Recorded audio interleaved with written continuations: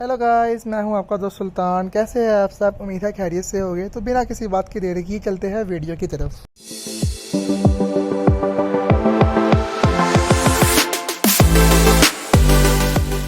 Guys, episode 4 के starting में हमें न्यूमिनोर की रानी दिखाई जाती है, जो कि अपने सपने में न्यूमिनोर की तबाही को देखती है। गाइस, फिर हम देखते हैं कि न्यूमिनोर की रानी गलैंडियल को अपने दरबार में बुलाती है, जिससे तमाम न्यूमिनोरियंस में बगावत फैल जाती है कि कहीं रानी एल्फ के हक में फैसला ना दे दे। और कुछ न्यूमिनोरियंस रानी के खिलाफ बातें करते हैं और सारे लोगों को भड़काते हैं। उसी वक्त शहराजोन वहाँ पे आ जाते हैं और सबको समझाते हैं और सबको तसल्ली देते हैं कि आप फिक्रमंद करें, फैसला हमारे हक में ही आएगा और रानी एल्फ के खिलाफ ही फैसला करेगी। फिर ग्लैंड्रियल न्यूमिनोर की रानी को दक्षिण भूमि का नक्शा, सोरोन का निशान और हेल्ब्रांड के लॉकेट का निशान दिखाते हुए बताती है कि हमें हेल्ब्रांड की ज़रूरत है।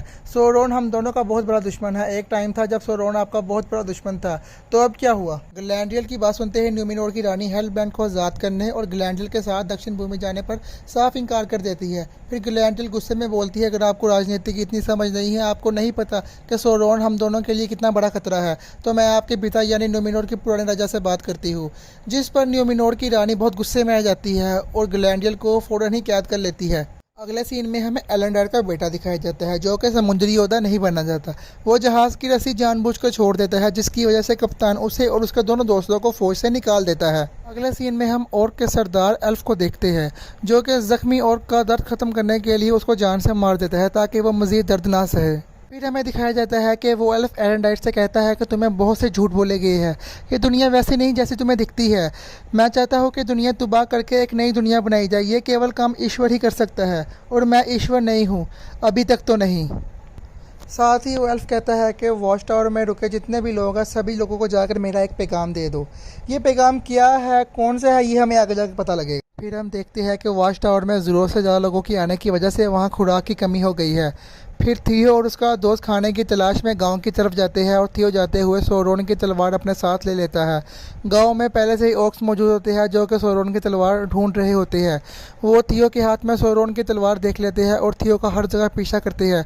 दूसरी तरफ हम देखते हैं कि एल्रोन को ड्यूडिन और उसकी पत्नी पर शक हो रहा होता है कि वो इससे कुछ छुपा रही है।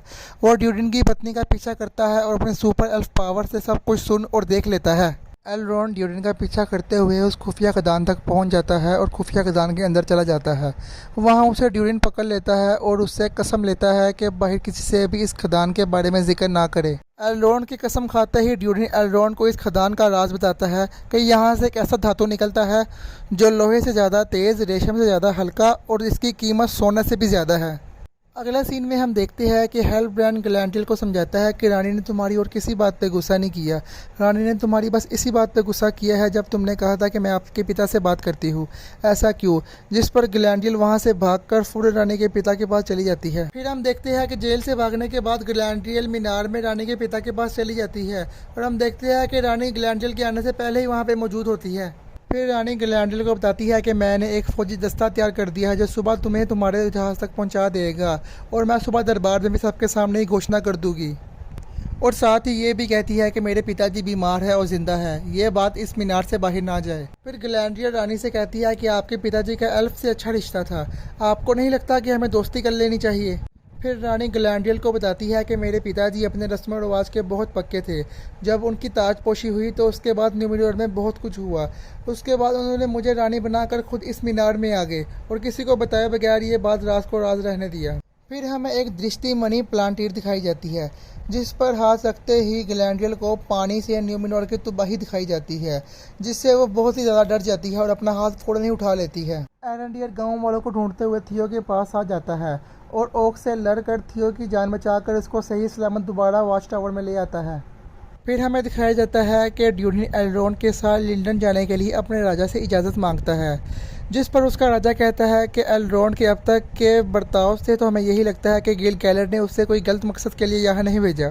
फिर हमें एरेंडियर दिखाया जाता है, जो कि थियो की माँ को बताता है कि ओक्स के सरदार ने पैगाम भेजा है कि तुम्हारे लोग तभी जिंदा बचेंगे जब तुम लोग ये ज़मीनें उनके हवाले करके उनके आगे घुटने टेक दोगे। अगर तुम लोग इनकार करते हो तो वो मीनार पर हमला कर देगा। अब हम देखते हैं कि ओक्स अपने सरदार को जाकर बताते हैं कि हमें सोरोन की तलवार मिल गई है, वो उसी वॉच टावर के मीनार में है। एपिसोड 4 के आखिरी सीन में हम देखते हैं कि न्यूमिनोर की रानी ने ग्लैंडियल को एक नाव में बिठाकर उसको उसके जहाज़ की तरफ रवाना कर दिया है। ग्लैंडियल के न्यूमिनोर से जाते ही वेलार देवताओं का दिया हुआ न्यूमिनोर को पवित्र पेड़ श्वेत वृक्ष के पत्ते झड़ने शुरू हो जाते हैं, जो कि न्यूमिनोरियंस के लिए अपशगुन का संकेत समझा जाता है। गाइस एपिसोड 4 के पोस्ट क्रेडिट सीन में हमें दिखाया जाता है कि न्यूमिनोर की रानी ग्लैंडियल को छोड़ने खुद एक बहुत बड़ी फौज लेकर दक्षिण भूमि जा रही है। इसी थ्रिलिंग एंडिंग के साथ एपिसोड 4 यहीं पे ख़त्म होता है। गाइस अगर आपको मेरी एक्सप्लेनेशन पसंद आती है तो मुझे लाइक करें, कमेंट करिए, मेरे चैनल को ज़रूर सब्सक्राइब करें, क्योंकि आपके इसी प्यार से हमें मोटिवेशन मिलती है।